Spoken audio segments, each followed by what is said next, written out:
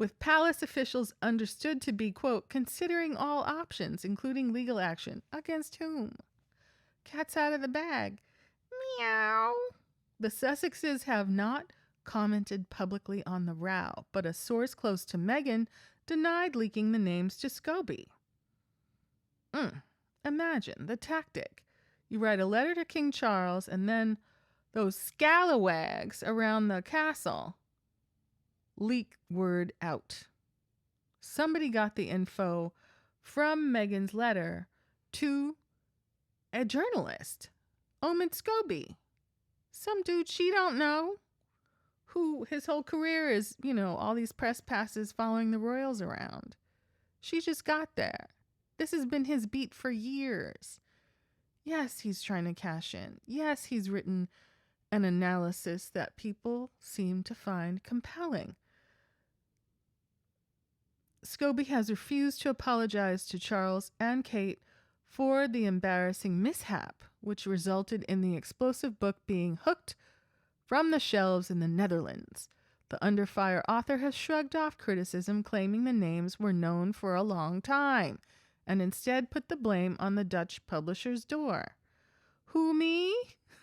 The author has said in interviews last week that he wondered why the Sussexes did not continue the discussion after Meghan accused an unnamed royal of expressing concern about her future son Archie's skin color in her Oprah Winfrey chat in 2021. He told how the row disappeared out of sight, despite the couple having a chance to say more about it in their Netflix documentary and Harry's memoir, Spare.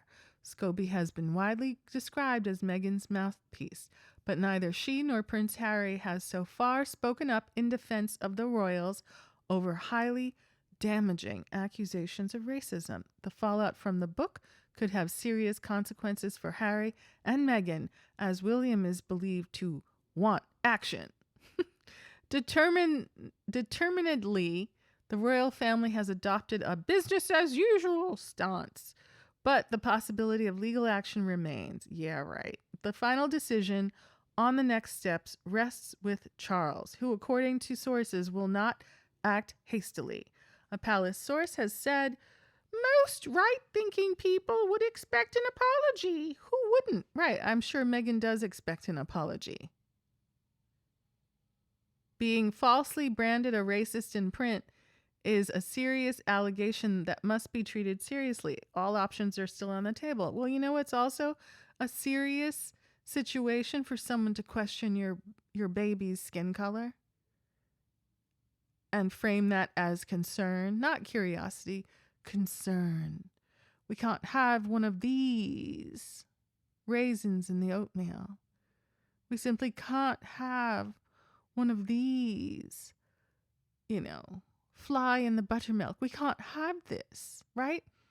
It's that subtle WP, right? The part that is implied but not said out loud.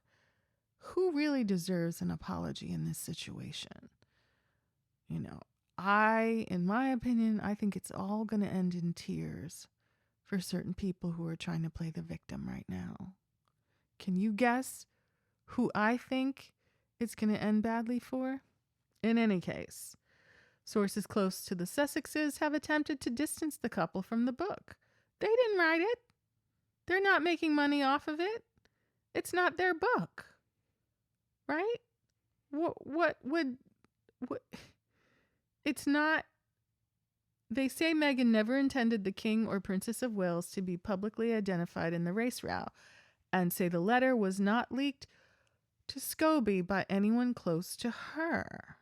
Exactly right. Meanwhile, Harry and Meghan are facing a mounting backlash as they continue to maintain their silence on the royal racism claims. Conservative MP Bob Seeley is putting forward a bill that could deny the Sussexes their Duke and Duchess titles in the wake of the row. So stupid. Like, why don't you do something about homelessness and cost of living in the UK instead of targeting people who don't even live there? It's so stupid. The amount of money that they shovel down the drain supporting these people walking around with the big hats on a horse and all that. It's ridiculous. Just look at the balance sheet. It doesn't make sense. But oh no, the Americans living in California, they're the problem. Yeah, right. If you said it, if you did it, that's how it ended up in the book. Right? No one's claiming it was made up. That's the key. No one's saying that the statement wasn't said, and no one is saying that, oh, I didn't say that. No one is saying that at all. They're just playing victim because someone discussed it after the fact, in my opinion. Writing in the Mail on Sunday, he said that he felt compelled to act because of the, quote, use of race to smear the royal family, unquote, and proposes to revive First World War laws that could pave the way to making the couple plain Mr. and Mrs. Sussex. Oh, who put this character up to that? The Isle of Wight MP. Oh my goodness. Isn't that ironic? The Isle of Wight MP wants to adapt laws originally passed to deny German nobles their British titles. Ugh. Mr. Seeley said he had to act because of the attempt to use race to smear the royal family, which he called poisonously insidious. Not more poisonously insidious than racism when you're married into a family and they're trying to cluck their tongues and, ooh, I can't believe this black woman. She might have a black baby. Oh no. I'm going to faint. This guy, be serious. He is applying for his Titles Deprivation 1917 Amendment Bill to be listed on the Commons Order paper next week. It would resurrect the wartime powers. Wartime powers! You know, there's actual wars going on right now. And this clown is wasting the taxpayers' money doing stupid-ish by removing references to enemies and present war. He has cleared the wording with Parliament's table office. Is the Prime Minister aware that this clown is clowning?